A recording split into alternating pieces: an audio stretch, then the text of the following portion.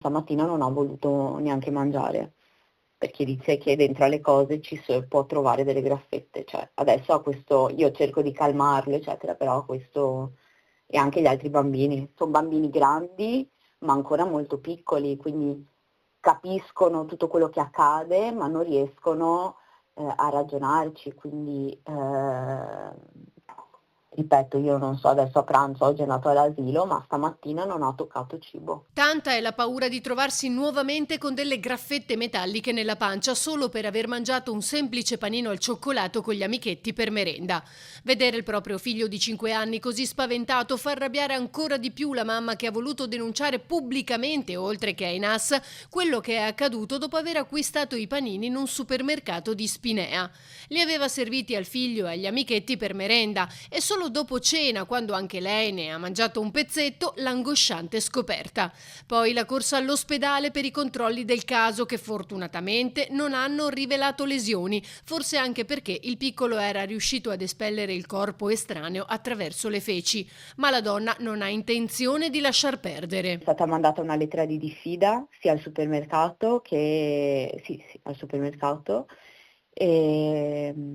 dal nostro avvocato, perché adesso ci stiamo appoggiando a uno studio legale. Chi ha sbagliato deve pagare.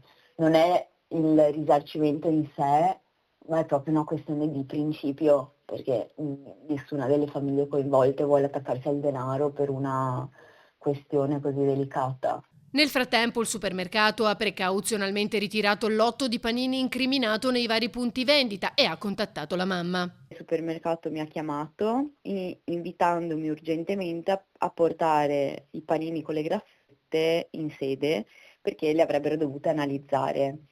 Io non gli ho detto di sì, ma poi non l'ho fatto, e questa mattina i NAS, a cui ho riportato questa richiesta, mi hanno detto che assolutamente non si dovevano permettere di chiedere una cosa del genere. I NAS, dopo essere stati nel supermercato, hanno ritirato alcuni prodotti del lotto incriminato per analizzarli. Si tratta di panini che arrivano nei punti vendita surgelati all'origine dal panificio industriale di produzione che si trova in provincia di Forlì.